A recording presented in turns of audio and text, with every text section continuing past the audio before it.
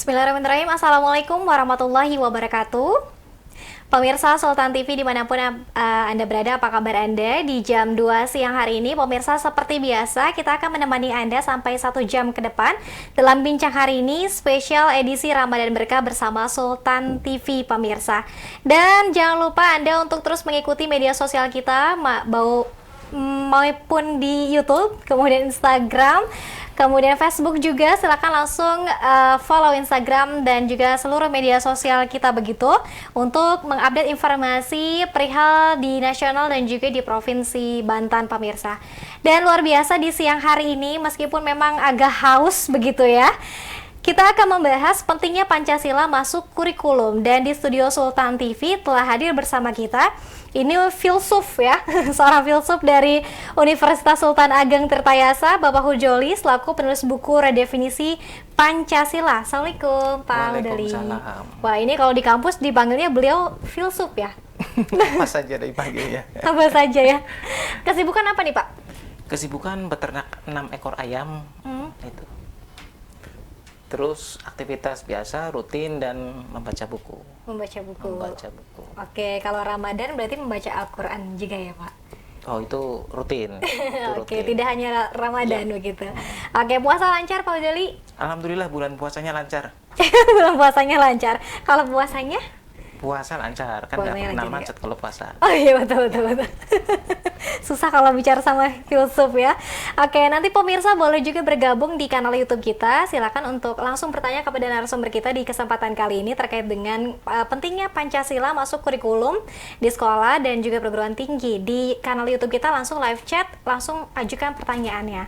Baik, Pak, mungkin sebagai pengantar nih Pak, terkait dengan Pancasila sebagai kurikulum, mungkin ada yang ingin disampaikan dulu oleh Bapak sebagai pengantar hari ini, silakan. Oke. Pancasila sebagai kurikulum itu sudah direproduksi ya oleh negara semenjak era Orde Baru. Dia terus-menerus diproduksi menjadi sesuatu yang diajarkan, dibaku ajarkan, dimapankan, dan ini terus-menerus setiap generasi berlangsung sampai dengan era reformasi, bahkan sesudah Orde Baru tidak ada pun semangat untuk mengajarkan Pancasila di perguruan tinggi, di sekolah-sekolah, ini tetap menjadi sesuatu yang baku. Maka bolehlah kalau ini saya sebut sebagai upaya pemapanan ya, di sini sebagai imperatif kategoris lah. Kalau misalkan ini saya ibaratkan dalam bahasa filsafatnya, itu dia imperatif kategoris, sesuatu yang dibakukan dan ia mau tidak mau harus ada, dan ini diterima secara terus-menerus tanpa ada perubahan. Pembakuan ini berlangsung seperti itu. Maka ketika 2021 ini tiba-tiba ada katakanlah kealpaan ya, kalau bahasa sederhananya kealpaan ya, daripada kita bisa menganalisisnya lebih lanjut ya, tetapi kita sebut saja ini sebagai momen kealpaan dari negara, tidak ada di dalam peraturan. Nah, imperatif yang tadinya itu imperatif kategoris tadi menjadikan gejolak, memicu orang menjadi geger kan, loh kok kenapa Pancasila tidak lagi di perguruan tinggi? Nah, sifat ini yang kemudian menjadi semacam kegaduhan kecil karena tidak segaduh ketika undang-undang HIP, haluan ideologi Pancasila RUU itu ya, tidak segaduh itu. Ini hanya dialami oleh segelintir perguruan tinggi, dan tidak semua perguruan tinggi juga melakukan respon. Yang sebagian besar juga masih ya santai aja, nanti juga berubah. Toh ternyata dalam hitungan hari juga kementerian dengan cepat melakukan revisi dan menyadari kealpaan itu, walaupun ini juga sesuatu yang menggelikan ya, terlebih dari statement Pak Menteri itu juga cukup menggelikan di situ. Nah, sekelimitnya itu. Oke, tapi ini sudah, meskipun memang tadi ada sempat jeda dan juga apa terkait dengan Pancasila masuk ke dalam kurikulum, namun ini sudah selesai karena sudah direvisi begitu ya Pak ya. Oke, kira-kira mana saja sih Pak yang kemudian responsif terhadap melihat fenomena kealpaan ini? Nah, ini yang menarik. Dengan adanya Pancasila diletakkan sebagai sesuatu yang imperatif kategoris, maka dia memiliki dua konsekuensi. Konsekuensi pertama, dia menghasilkan manusia yang dia katakanlah mekanis. Dia bertindak seperti itu sesuai yang ada di dalam aturan. Kalau aturannya tidak ada, maka dia tidak mengerjakan. Nah, ini yang menjadi problem. Ketika aturannya tidak ada, maka tidak mengerjakan. Ketika PP tidak menyebut ada Pancasila, kemudian seolah-olah beban di kepalanya menjadi berarti tidak harus dikerjakan. Nah, ini tipe manusia yang mekanis tadi. Yang kedua itu tipe manusia mereka yang organis. Tipe yang organis ini ketika ada sesuatu yang berubah atau bahkan sesuatu yang mapan, ia tidak menerima kemapanan itu sebagai sesuatu yang final. Yang tadi itu ya, imperatif kategoris tadi. Oh, ini sudah baku, ini sudah final. Tetapi bagi dia, oke, saya menerima itu final. Tetapi boleh dong saya kemudian bertanya, mengapa itu mapan? Sejak kapan itu mapan? Dan sebagai kemapanan pasti ada akhir. Nah, bagaimana jika itu tiba-tiba berakhir? Nah, kemarin-kemarin terjadi kan, tiba-tiba yang tadi dimapankan berakhir dia. Pancasila berakhir sebagai mata kuliah ya, sebagai mata kuliah. Nah, orang yang manusia tipe organis ini dia kemudian membaca, oh kalau seperti itu bukan hanya persoalan kewajiban, tetapi bagaimana saya melakukan respon. Ya. Kalau toh memang negara secara formal tadi, secara imperatif tadi tidak meletakkan Pancasila sebagai sesuatu yang wajib, namun saya telah menerima Pancasila sebagai filosofi segronslah. Jadi saya orang Indonesia, filosofi segronslah adalah bagian dari sistem kehidupan bernegara dan saya ada di dalamnya, maka Pancasila tetap, walaupun itu tidak muncul secara imperatif, tetapi itu akan saya jalankan. Nah, ini yang kemudian menjadi mungkin ya di masyarakat dipahami oleh banyak orang sehingga sebagian besar juga cooling down ya. Oh, tenang aja, mungkin ini hanya kealpaan saja. Toh apapun yang terjadi Pancasila kami komitmen, orang-orang juga banyak komitmen, akan tetap kami ajarkan. Nah, ini yang organis tadi. Maka ada interaksi nih. Yang satu bersifat mekanis tadi, yang satu ini organis. Respon keduanya tentu saja berbeda. Nah, tetapi ini juga berdialektis.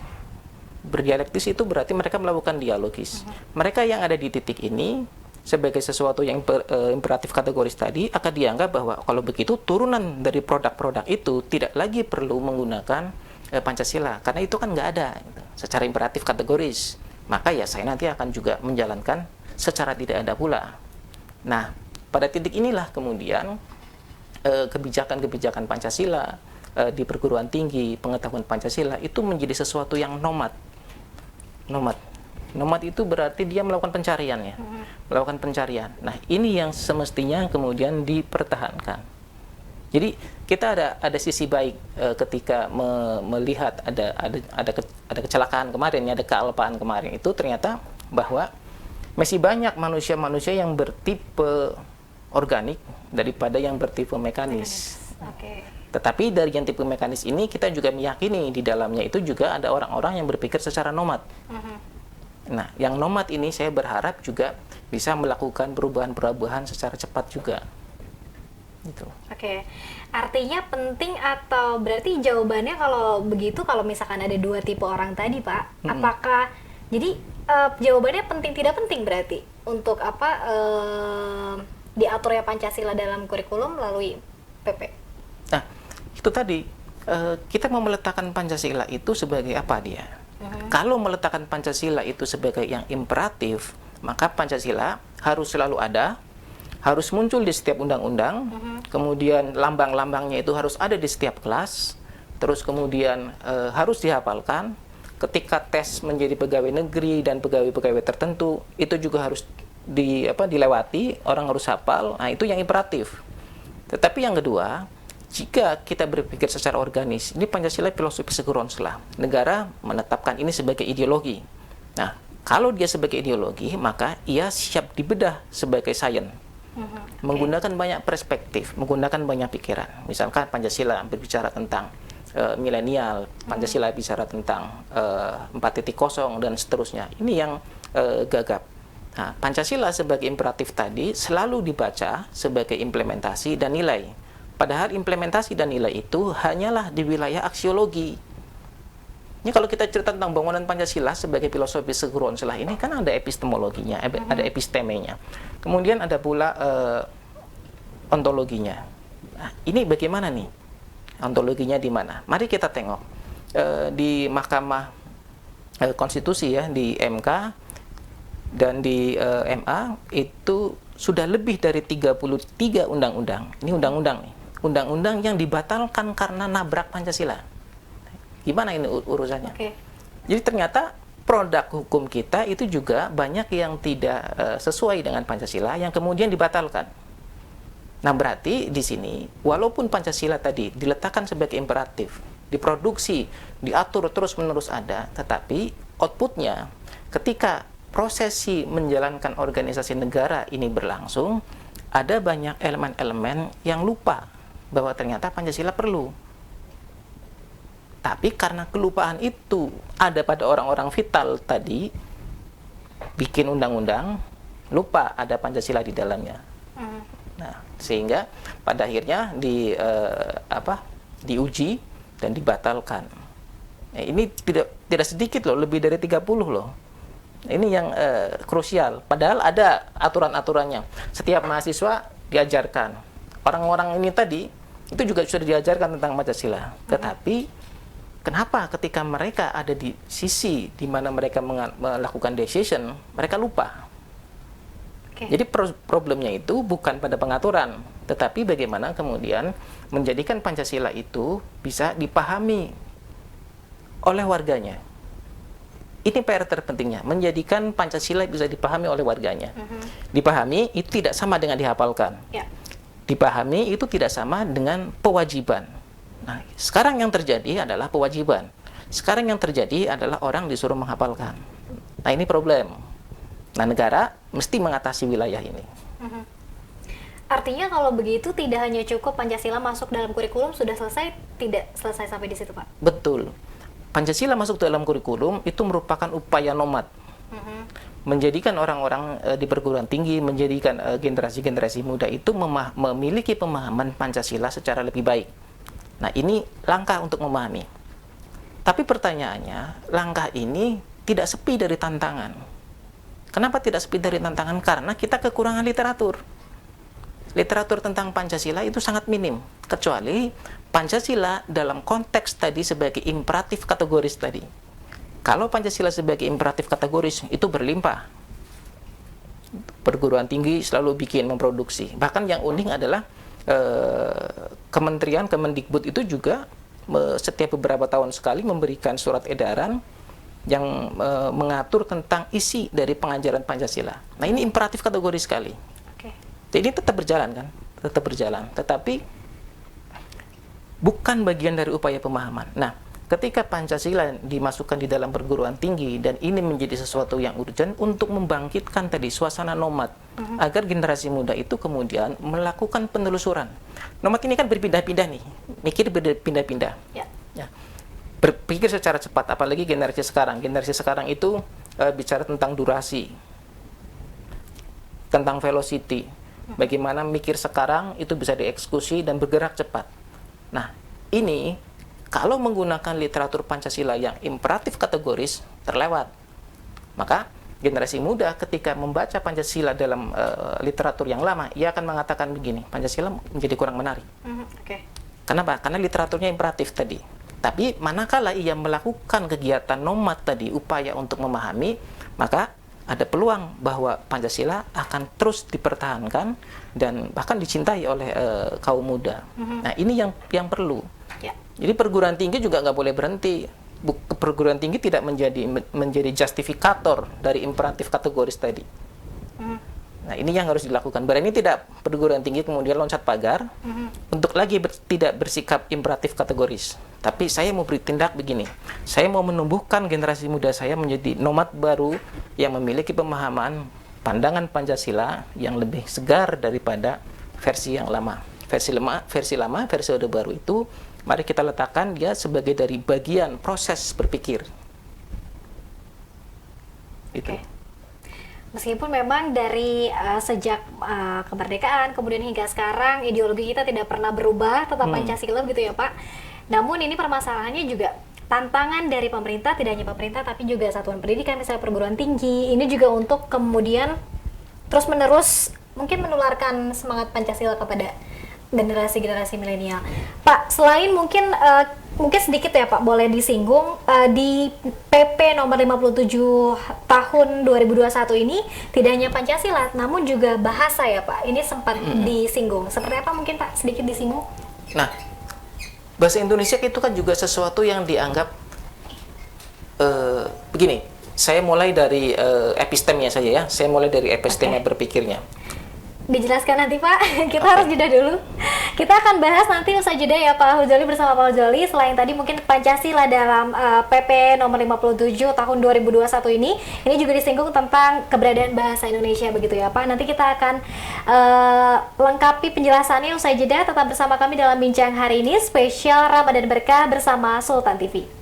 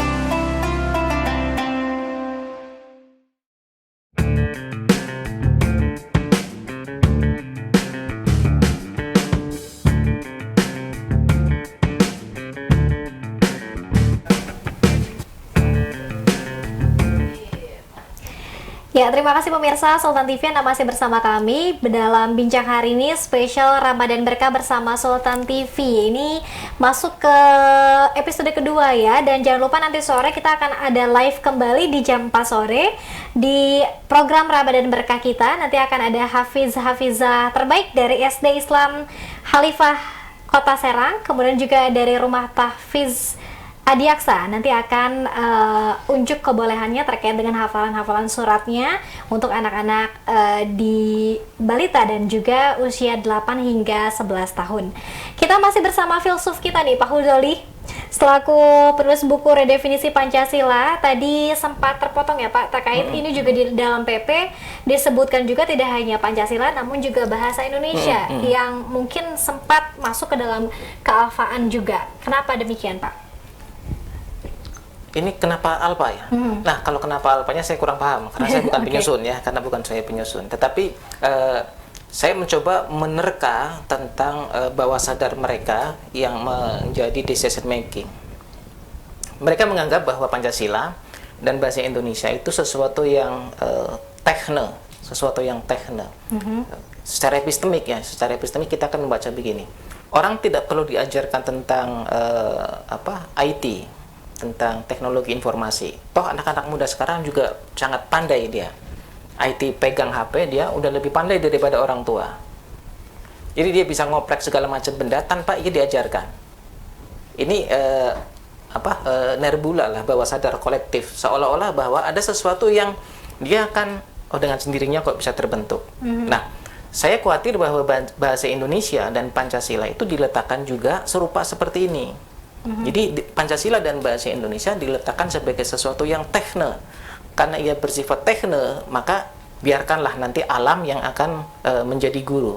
Dengan proses, dengan belajar dari sekitar akan memberikan pemahaman tentang bahasa Indonesia, akan memberikan pemahaman tentang nilai-nilai Pancasila. Yang dipahami kan cuma nilai-nilai Pancasila. Kalau nilai-nilai Pancasila, ya sebegitu saja juga. Dari mulai pendidikan dasar sampai perguruan tinggi, cerita tentang nilai ya seperti itu. Tetapi kan ini juga bukan maksudnya bukan seperti itu. Ini tadi yang saya sebutkan ya, di wilayah epistemologi, di wilayah aksiologi sebenarnya. Nah, jadi nerbula kolektif tadi, kesadaran kolektif tadi menganggap bahwa Pancasila dan bahasa Indonesia itu biarkan nanti bisa belajar dengan sendirinya. Toh tanpa Pancasila juga negara warganya itu juga baik-baik saja. Ya. Nanti mereka akan berpikir begitu. Padahal ini juga destruktif. Cara pikir ini destruktif. Jadi nerbula ini memiliki dampak jangka panjang. Tidak rusak sekarang, tetapi rusak jangka panjang. Iya. Apa yang rusak? Karena sudahlah negara saat ini tidak memiliki ketahanan ideologis, ditambah pula sesuatu yang dijadikan sebagai groundslah, sistem yang paling dasar itu tidak lagi diperkenalkan secara formal. Maka nanti mereka akan lebih memilih untuk berpikir yang jauh. Mereka akan berpikir tentang negara mana yang bisa saya adopsi, negara mana yang bisa saya tiru, negara mana sistemnya yang bisa kita copy paste. Nah, ini nanti yang terjadi dalam beberapa lama. Manakala meletakkan Pancasila dan bahasa Indonesia ini sebagai sesuatu yang tekne, sesuatu yang bisa dipelajari sambil berjalan itu. Ya. Tidak perlu mapankan dalam tanda kutip ya, seperti itu. Oke, ini saya jadi teringat ketika mungkin sarjana lain mencibir sarjana bahasa Indonesia begitu ya. Ngapain belajar bahasa Indonesia, kan udah kita sehari-hari juga menggunakan bahasa Indonesia begitu ya Pak? Nah, itu kan cara pikir tekne. Gak usah dipelajari tekne. Nanti juga bisa. Pancasila ya, lihat tuh logo Garuda Pancasila, isinya cuma itu 5 itu. Katanya juga dihitung aja, nggak akan berubah dari tahun ke tahun. Yang nggak usah dipelajari. Nah, ini cara berpikir tekne dan ini destruktif. Oke, poinnya tidak bertambah, itu aja gitu ya Pak ya. Jadi ngapain perlu dipelajari lagi atau mungkin dimatangkan begitu ya di Pancasila. Itu karena cara pikir destruktif loh ya. Itu. Oke, baik. Pak, bicara lagi soal kurikulum. Kemudian kalau kita lihat mungkin tadi di segmen sebelumnya Pak Hudzoli juga sempat menyinggung mungkin cara pengajaran Pancasila kita ini masih kuno, masih seperti zaman Orde Baru begitu. Kemudian apa sih Pak tantangan saat ini ketika misalnya Pancasila maktubkan dalam kurikulum, seperti apa pengajarannya kemudian yang harus kita berikan kepada mungkin generasi milenial sekarang? Oke. Kalau cerita tentang bagaimana tantangan pengajaran Pancasila, nah ini pembicaraan yang cukup rumit ya. Oke.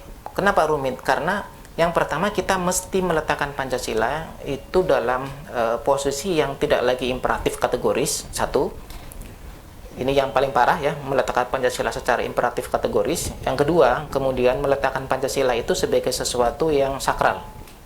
Pancasila tidak boleh diartikan lain selain begini. Nah, ini yang sakral, sifatnya sakral. Jadi ketika orang berbicara Pancasila menggunakan sudut pandang yang berbeda, akan dianggap manipulatif, akan dianggap melawan Pancasila. Nah, ini yang kedua. Yang ketiga, kemudian kita perlu melepaskan cara berpikir kita yang lama. Kan begini, para pengajar sekarang itu adalah hasil produk dari era Orde Baru. Nah, era Orde Baru, saya dan kawan-kawan saya dan generasi saya itu diproduksi dalam P4 gitu. Maka cara paham, kalau dalam bahasa Indonesia itu ada teori hipogram namanya ya, dalam teori sastra. Hipogram ini berarti ketika saya berpikir, itu saya terpengaruh oleh apa yang pernah saya baca, saya telusuri. Nah, itu hipogram. Nah, para pengajar saat ini ada di wilayah hipogram, di mana Pancasila itu dipahami seperti yang dikehendaki di era Orde Baru. Jadi, problemnya ada di tingkat edukatornya, di tingkat pendidiknya. Kemudian, problem yang kedua tadi itu, Pancasila disakralkan. Yang ketiga, Pancasila dia menjadi imperatif kategoris. Nah, ini tantangan yang harus dipecahkan oleh para pengajar perguruan tinggi, bahkan guru-guru di sekolah menengah dan sekolah lanjutan ya, untuk bisa mengajarkan Pancasila.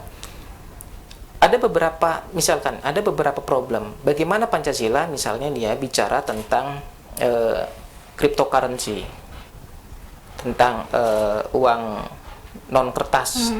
Ini di mana nih posisinya?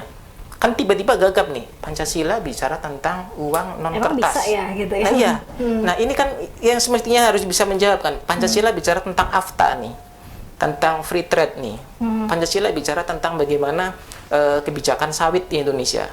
Pancasila bicara tentang bagaimana tentang sistem kurs berbayar kita, nilai tukar kita, kan kita pakai kurs mengambang.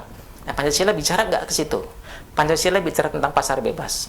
Pancasila bicara tentang konsep ekonomi. Pancasila bicara tentang bagaimana pemekaran daerah. Ini yang tidak dikaji. Kenapa? Karena Pancasila itu akan cerita tentang tadi itu hipogram yang tadi. Pancasila adalah implementasi, Pancasila adalah nilai. Nah, ketika Pancasila adalah implementasi dan nilai, ya akan berhenti di pusaran itu saja. Karena ia berhenti di pusaran itu saja, para pengambil kebijakan itu akan menganggap, ya sudah, kalau cuma seperti itu, nggak usah diajarkan. Oke. Destruktif tadi kembalinya. Oke, artinya ada banyak sekali permasalahan ya Pak ya. Tadi dari pengajarnya juga ini harus di-upgrade, kemudian juga cara pandang terhadap Pancasilanya juga ini harus diubah begitu. Oke, kalau tantangannya Pak, kalau misalkan ada kekhawatiran tidak sih Pak ketika misalnya kita memberikan ilmu pengetahuan Pancasila yang itu saja kepada para generasi muda, seperti apa kemudian nanti penerimaan para generasi muda saat ini terhadap Pancasila? Nah, kalau kita menggunakan teori Alfred North Whitehead ya, ada titik di mana manusia akan mengalami kulminasi terakhir. Titik ini dia akan jumud dan beku. Ketika ia jumud, maka peradaban itu akan runtuh. Kenapa jumud? Karena pada wilayah ini sesuatu peradaban itu direproduksi secara tiada henti. Ini diproduksi seperti mesin fotokopi lah. Dari masternya sampai fotokopian yang ke-100 itu akan selalu sama. Nah, itu repetisi. Jika pengetahuan diperlakukan secara repetitif seperti ini, maka ia akan beku dan jumud. Orang tidak lagi berpikir kreatif, invensi dan inovasi berhenti di wilayah ini. Kenapa? Karena sudah ada fotokopi tadi terus-menerus direpetisi. Nah, ketika Pancasila kemudian diajarkan, dibaku ajarkan dengan cara yang repetitif tadi, nah tidak ada pembaruan baru. Seolah Pancasila ya hanya seperti itu saja. Nah ini yang membahayakan. Nah kalau dianggap lagi tidak lagi bisa mengatasi persoalan, maka akan ditinggalkan. Kenapa? Karena generasi muda akan berpikir secara cepat. Generasi muda misalkan kita cerita tentang BPUPKI, dulu kita harus buka buku, buka RPUL. Sekarang cerita ngomong tentang BPUPKI, mahasiswa, anak-anak muda langsung search. Dan tidak hanya di situs-situs yang resmi, bahkan misalkan situs yang deep misalkan ya, yang dalam itu mereka bisa menelusuri ke situ, ke museum-museum, ke Leiden, bahkan ke dokumen-dokumen yang pada era Orde Baru tadi itu jarang dipublikasikan, itu generasi sekarang mudah menemukan itu. Nah, sementara dalam pengajaran Pancasila, sejarahnya itu yang sudah dibakukan tadi. Karena yang tadi imperatif kategoris sudah begitu saja loh. Ya. Ada tim 9, tim 11, udah seperti itu aja yang dihafalkan dan dibakukan. Nah, anak-anak muda akan dengan mudah mengakses informasi. Jadi mereka punya kesempatan mengakses lebih tinggi. Anak muda, generasi muda ini memiliki velocity dan memiliki durasi. Jika tidak menjawab velocity dan durasi, lewat. Tidak akan dipikirkan, akan dianggap bahwa ini nggak bisa mengatasi persoalan. Oke. Nah, Pancasila ketika ia bersifat jumut tadi ya, seperti mesin yang difotokopi tadi, lalu dianggap sebagai sesuatu yang tidak bisa mengatasi velocity, maka dia akan tidak dipelajari lagi oleh generasi muda. Itu problem ketika sekarang sudah mulai tidak sih Pak Al-Ghazali, anak-anak muda mungkin ngapain lah ngomongin Pancasila gitu? Ya, kalau saya lihat secara makro ya, makro iya. Kenapa? Karena mereka tidak tertarik, kecuali mereka mempelajari Pancasila itu sebagai suatu beban. Beban yang diwajibkan untuk dipelajari oleh dosennya, oleh negara lewat peraturan-peraturan itu. Nah, ini kan tadi akhirnya menjawab ya problem yang pertama. Oh, ternyata ada ketidakrinduan, ada kekurangan gairah untuk mempelajari Pancasila. Ternyata pada sisi ini perlu negara hadir. Hei, kamu wajib mempelajari. Walaupun kamu nggak suka, kamu wajib mempelajari. Nanti mereka tidak mempelajari. Yang penting menggugurkan kewajiban saja, selesai. Jadi di satu sisi tadi peraturan itu diperlukan dalam konteks munculnya suasana yang jumut seperti ini, tetapi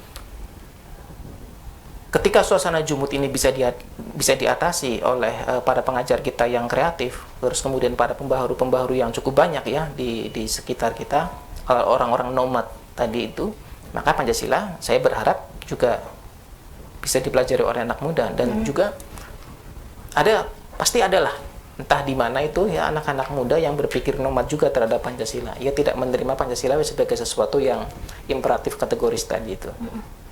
Oke, baik Pak Al-Ghazali. Kalau misalnya kita sudah tahu poin-poin penting ketika misalnya ini menjadi tantangan dalam Pancasila sebagai kurikulum tadi yang dipelajari di perguruan tinggi kepada siswa dan juga mahasiswa. Kemudian apa nih Pak yang sudah dilakukan mungkin oleh para pengajar dan dosen mata kuliah Pancasila untuk kemudian mencoba hal-hal baru barangkali untuk kemudian mempelajari atau memberikan ilmu Pancasila terhadap mahasiswanya di generasi muda saat ini? Oke. Begini ya, kalau untuk para pengajar itu kita menghadapi 3 problem yang tadi saya sebutkan. Ada disakralkan ya, ada yang bersifat hipogram tadi seperti di Orde Baru, kemudian satu lagi yang imperatif. Nah, sekarang bisakah kemudian para pengajar ini loncat mengatasi ketiganya? Jika kemudian mereka yang melakukan inovasi terhadap Pancasila, pembelajaran lebih lanjut terhadap Pancasila, itu juga akan dianggap sebagai sesuatu yang aneh dan tidak lazim. Betul. Nah, ini yang harus ditahan ya oleh para pembaharu di bidang Pancasila. Untuk para pengajar, dosen, dan guru-guru, mereka saya yakin sudah memiliki banyak cara-cara yang kreatif untuk mendekatkan Pancasila yang jumut tadi kepada generasi muda. dan menghadirkan sesuatu yang baru dengan cara-cara yang baru. Itu berkaitan dengan teknik pengajaran, bagaimana situasi yang dihadapi, bagaimana karakter pendidiknya. Nah, saya yakin di situ mereka banyak melakukan improvisasi. Tetapi lagi-lagi mereka pasti akan selalu terhambat pada 3 hal yang ini tadi. Oke. Nah, problemnya yang harus didorong oleh negara, perubahan itu biarkan, diberi ruang. Oke. Ruang. Silakan melakukan perubahan. Nah, negara harus berani loncat di wilayah itu. Oke, tapi jawabannya ini sudah diberi ruang atau belum nih Pak kalau saat ini? Nanti saja dijawabnya Pak, kita harus jeda kembali. Kita masih ada satu segmen lagi ya Pak Hudol ya. Kita akan membahas masih terkait dengan pentingnya Pancasila masuk dalam kurikulum. Tetap bersama kami dalam bincang hari ini, spesial Ramadan Berkah bersama Sultan TV.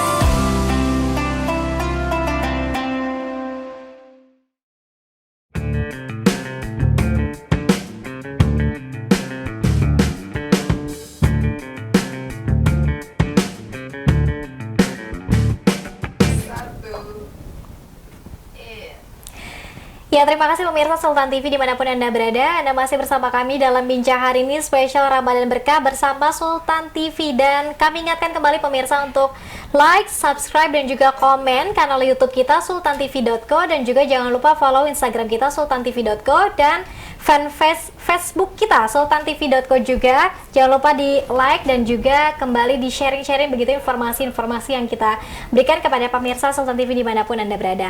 Masih bersama dengan Filsuf Huzoli, ini penulis buku Pancasila juga. Ini ramai sekali dia Pak di YouTube kita, ini sepertinya mahasiswa-mahasiswa Bapak begitu ya. Halo Pak, PPKMB hadir katanya. Ini jangan-jangan Pak Huzoli minta absen di kanal YouTube Sultan TV Pak ya? Tidak ya Pak ya. Ini para mahasiswanya sudah hadir dan juga memberikan komentar.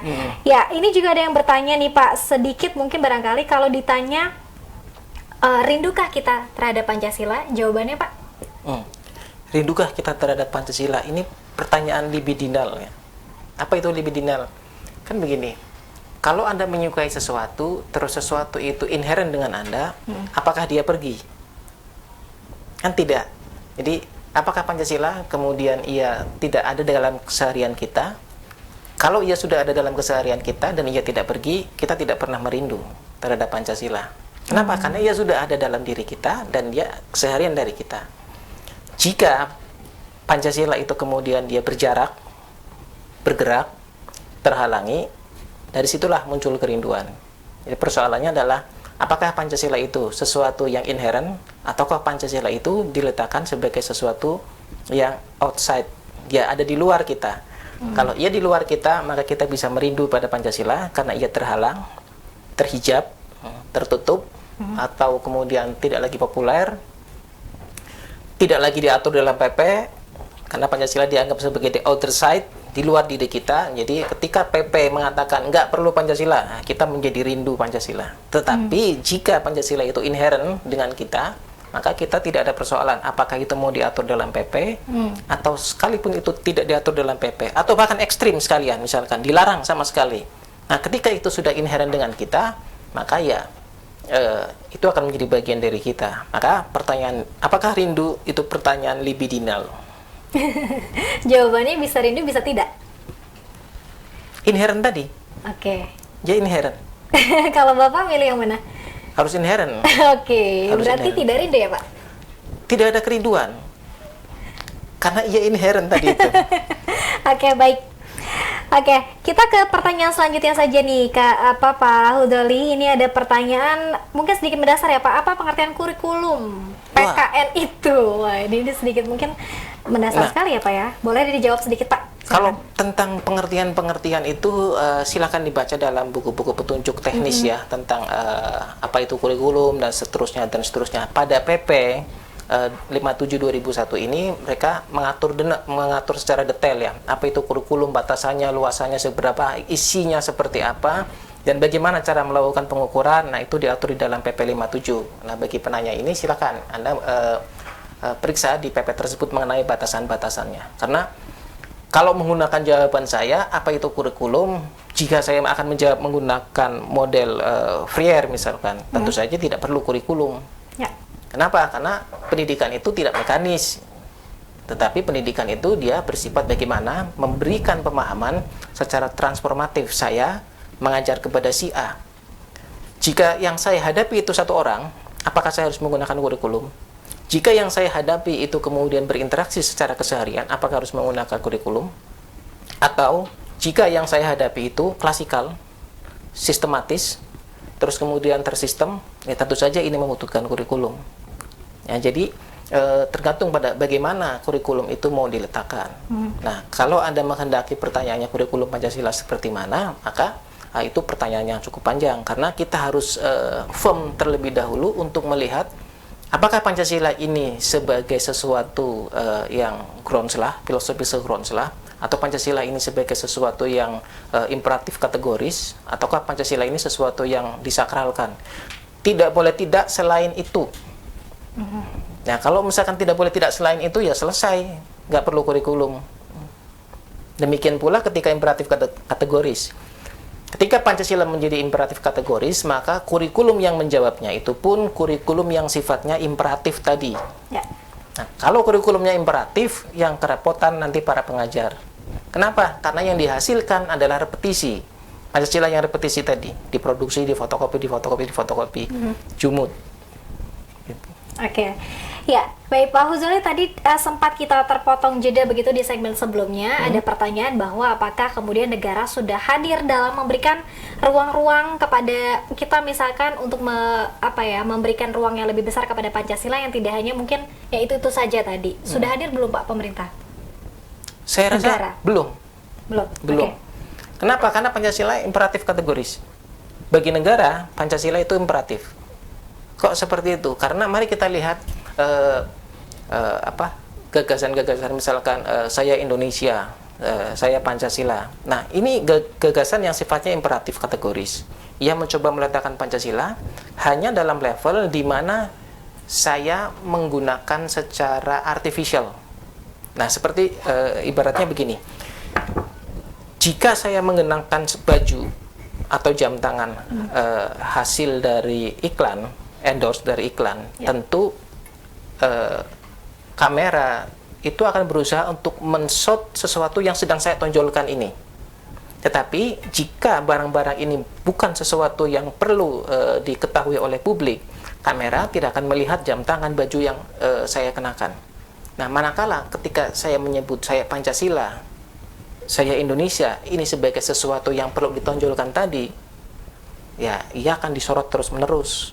Nah, ini yang kemudian menjadi salah satu contoh bahwa kok negara berpikirnya perlu mensorot dengan pola-pola seperti itu. Negara kita ini punya BPIP. Kita di universitas itu punya puluhan pusat studi Pancasila. Nah, pusat studi ini berikan mereka kesempatan untuk membangun Pancasila menggunakan nalar mereka. Gali Pancasila itu menggunakan sistem pengetahuan yang baik. Tuh, misalnya yang di Gajah Mada, yang di Untirta, yang di Brawijaya dan seterusnya, mengembangkan tentang Pancasila menggunakan sudut pandang yang baru. Pancasila, bagaimana kalau Pancasila itu dibaca menggunakan kacamata Marxis? Bagaimana Pancasila itu bertahan misalkan dengan menggunakan kacamata liberal? Bagaimana Pancasila itu dia bertahan dibandingkan dengan sosialis? Bagaimana Pancasila itu berhadapan dengan anarkis? Nah, publik itu akan mengetahui, oh ternyata Pancasila itu benar-benar sakti ya, secara ideologis, secara epistemis, secara ontologis, bukan secara riwayat historik by film yang tadi ditonjolkan itu, bukan yang kalau kata Baudelaire itu sesuatu yang didemonstrasikan, sesuatu yang berusaha ditonjolkan. Kalau yang diumpetin ini namanya monstrasi, kalau yang pingin ditonjolkan ini demonstrasi. Nah, kalau Pancasila hanya diletakkan sebagai sesuatu yang demonstratif, padahal banyak nih gejolak-gejolak pemikiran di bawah Pancasila ini yang cukup banyak. Pancasila dipandang menggunakan liberal. Di mana ini? Anarkis. Sehingga publik itu tidak dibodohi dengan gagasan misalkan anarko, gerakan anarko itu ya. Terus kemudian apa itu anarkis? Mereka membayangkan bahwa anarkis itu sesuatu yang rusak, sesuatu yang lempar-lemparan botol dan seterusnya. Bayangannya seperti itu. Anarkis itu salah satu jenis aliran gaya-gaya berpikir dia. Dia bagian dari sesuatu yang revolutif. Nah, Pancasila itu ngomong masalah itu. Pancasila bicara itu tentang sosialis. Pancasila itu bicara berdialektis tentang liberalisme dan seterusnya. Nah, kalau ini dibiarkan, maka Pancasila itu akan menjadi lumbung ilmu pengetahuan. Nah, kita bicara tentang sila ke-1, ketuhanan, yang ngomongnya cuma seperti itu. Diproduksinya seperti itu saja. Padahal bicara tentang ketuhanan ini dari mulai agnotisme, ateisme, sampai gnotisme, sampai gnosciensis, itu juga banyak nih. Nah, ini juga merupakan wilayah yang bisa dikaji oleh Pancasila. Maka pusat-pusat studi itu berikan mereka ruang untuk tidak sekedar menjadi ruang yang repetitif, tetapi dia menjadi ruang inkubasi untuk menumbuhkan ilmu pengetahuan Pancasila. Oke, baik. Sebelum ke closing statement, kita masih ada satu pertanyaan singkat saja, Pak. Apa mungkin Pancasila dan slogan NKRI dan lain-lain sebagainya, persatuan dan lain sebagainya, akan menjadi bangkrut di tengah krisis masyarakat yang tidak mengetahui dan juga tidak menjadikan Pancasila sebagai pedoman bernegara bagi bangsa? Singkat saja, Pak. Nah, Pancasila dia merupakan sesuatu yang dia mengikat bangsa Indonesia bagaimanapun juga sesuatu yang imajiner, ya. Bangsa Indonesia ini kan imagine society, nggak ada identitas bangsa Indonesia kecuali ia disatukan oleh sesuatu. Nah, sebagai perekat ini, sebagai sesuatu yang menjadikan Indonesia itu eksis, maka Pancasila perlu dibangun narasinya, dibangun epistemenya, dibangun ontologisnya, dipelihara aksiologisnya. Nah, agar bangsa Indonesia itu tidak mengalami kebangkrutan ideologi. Kebangkrutan ideologi adalah ketika bangsa Indonesianya sendiri itu tidak bisa membaca Pancasila, ansih menggunakan kacamata Pancasila. Tetapi ia membaca bangsa itu menggunakan sudut pandang ideologi-ideologi dari luar. Dari luar negeri, dari yang luar negara, atau di luar sana, yang itu mungkin belum tentu kompatibel dengan Indonesia. Tetapi by force masuk Indonesia agar kompatibel, agar nampak kompatibel. Maka kebangkrutan itu akan terjadi manakala kita mengalami krisis ideologi, manakala kita tidak bisa membaca Pancasila dengan menggunakan nalar Pancasila itu sendiri. Baik, terima kasih banyak Pak Zoli selaku penulis buku Redefinisi Pancasila dan juga sekaligus dosen mata kuliah Pancasila ya Pak? Yep. Di Universitas Sultan Ageng Tirtayasa. Terima kasih atas pembahasannya dan juga penyampaian materinya. Mungkin sedikit menjelimet, ada beberapa istilah yang mungkin pemirsa juga ini belum tahu. Mudah-mudahan nanti kita next bisa ada pembahasan lanjutan lagi terkait dengan Pancasila bagi milenial begitu ya Pak Zoli ya. Terakhir Pak Zoli, apa yang ingin disampaikan sebagai closing statement? Silakan. Mari kita mempelajari dan meletakkan Pancasila itu bukan dalam wilayah yang imperatif kategoris, bukan dalam wilayah yang sakral, tetapi Pancasila mari kita letakkan ia sebagai sesuatu yang berkaitan dengan ilmu pengetahuan. Kita gali Pancasila, kita bedah Pancasila, kita kembangkan pengetahuan yang bersumber narasinya dari Pancasila. Amin. Baik, cukup Pak Zoli? Oke, Cukup. Terima kasih sekali lagi Pak Zoli. Mudah-mudahan ini akan tertular kembali semangat kita terhadap Pancasila dan juga tidak hanya terpaku terhadap kurikulum. Mudah-mudahan Pancasila juga inherent, jadi ya tidak rindu juga tidak apa-apa karena ini sudah menjadi bagian hidup kita begitu Pak Zoli ya. Ya, terima kasih pemirsa untuk kebersamaan Anda sudah menyaksikan bincang hari ini, dan jangan lupa kami ingatkan kembali nanti jam 4 sore kita akan live lagi Ramadan Berkah episode kedua. Nanti akan ada penampilan dari Hafiz-Hafiz cilik kita dari SD Islam Khalifah Kota Serang, kemudian juga ada Rumah Tafiz Adiaksa, dan juga musik religi akan dipandu oleh Arkan dan juga Gifar ya. Nanti jam 4 sore kita akan kembali live, dan sekali lagi juga terima kasih kepada Nai Gallery yang sudah memberikan wardrobe kita hari ini. Pemirsa, terima kasih. Besok kita akan kembali lagi ya jam 2 siang. Kita akan kembali dalam bincang hari ini tentunya dalam tema-tema pembahasan lainnya. Sukses selalu Pak Zoli dan selamat ibadah puasa. Sukses untuk Sultan TV. Amin. Baik, dan jangan lupa untuk komen, like, subscribe media sosial kita di YouTube, Facebook, dan juga Instagram kita sultantv.co. Dan akhir kata, saya Delin Tamungi beserta seluruh kerabat kerja pamit undur diri. Terima kasih atas kebersamaan Anda. Sampai jumpa. Wassalamualaikum warahmatullahi wabarakatuh.